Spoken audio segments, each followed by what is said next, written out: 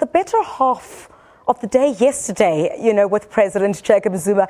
Mzwai, thank you very much for joining us indeed. Certainly looks great to see you there on the stairs of Parliament. Well, you spent a better half of the day yesterday with President Jacob Zuma as he was putting his final touches to the State of the Nation address. Did you get a sense from him at all that this is probably going to be one of the toughest State of the Nation addresses? Griselda, a very good afternoon to you.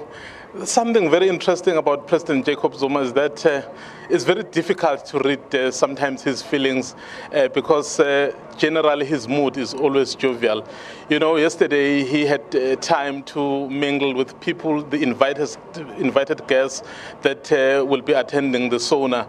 But before that, we've been spending time with him, hearing from him to say, people expect a lot from you, Mr. President. So what kind of pressure are you going through as you put the final touches? He was saying, he doesn't know what pressure is.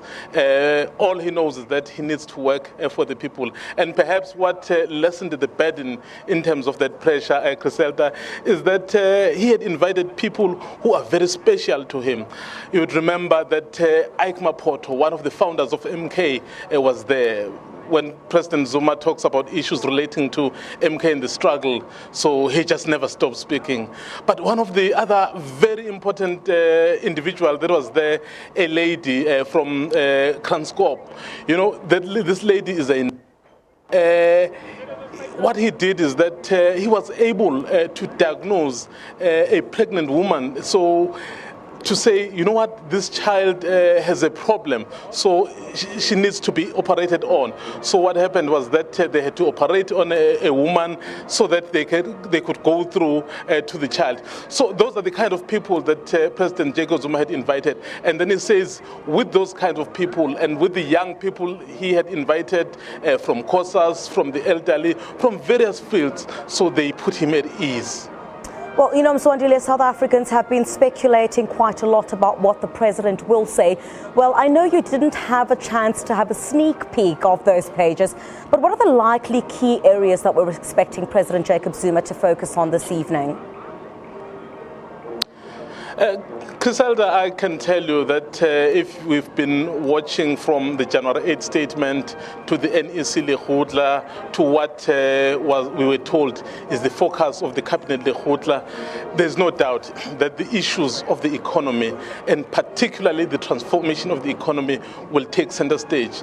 For a very long time there's been this problem to say the ownership patterns haven't changed. We're 22 years into democracy and people are becoming restless, and our economy is growing very slowly. And one of the reasons is that nothing has been changed in terms of dealing with the structure of the economy.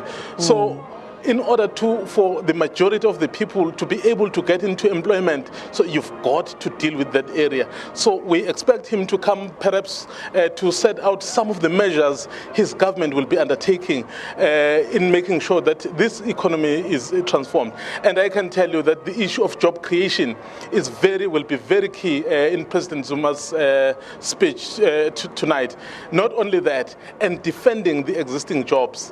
I can tell you that the issue of the rainbow chicken farms in KwaZulu-Natal, those that have been sold because the poultry industry, that chicken that is coming from outside is really killing our industry.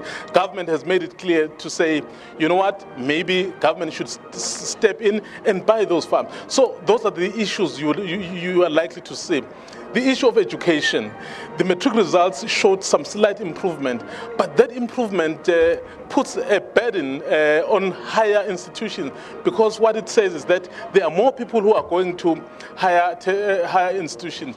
But given what happened last year, those protests, so he is likely to speak about the sort of funding. And I don't want to preempt what he will say, because there is still a commission that is looking into the feasibility of free education. So those are some of the issues, Griselda, we are likely to see the president really put his emphasis on. Well, we're just a few hours now to that all-important State of the Nation address. Just a quick update for us, Mzwandile, on whether we're starting to see those MPs come in now. We're expecting them from about 4 o'clock coming into the parliamentary precinct. Have they started arriving now? Give us a sense of the atmosphere as we bore ourselves in Johannesburg. You know, one of the things about Parliament, this is the place where people discuss politics, but there's a lighter side on this day, given perhaps the drama that we have witnessed in the past few years. Before the actual speech, normally the MPs will strut their stuff, and then it becomes another fashion parade. So it's already started to happen. We've just been seeing some people starting to arrive, but they just wait for the right moment so that they can be captured with the cameras. They know when everybody's converging, and then they walk in with their stuff, strutting their stuff. Well, I'm not a person of fashion, but you know, I do realize that, well, some people can really dress. Well, you certainly didn't too bad, Mzwandile. You're really looking great there on the steps of the parliamentary precinct. Our presidential correspondent, Mzwandile Mbeje, who got to spend a better half of his day yesterday with President Jacob Zuma as he was putting those final touches to that State of the Nation address. Yeah, it was interesting yesterday. There was a young lady who visited the president. She runs an organization called the Lazy Makoti.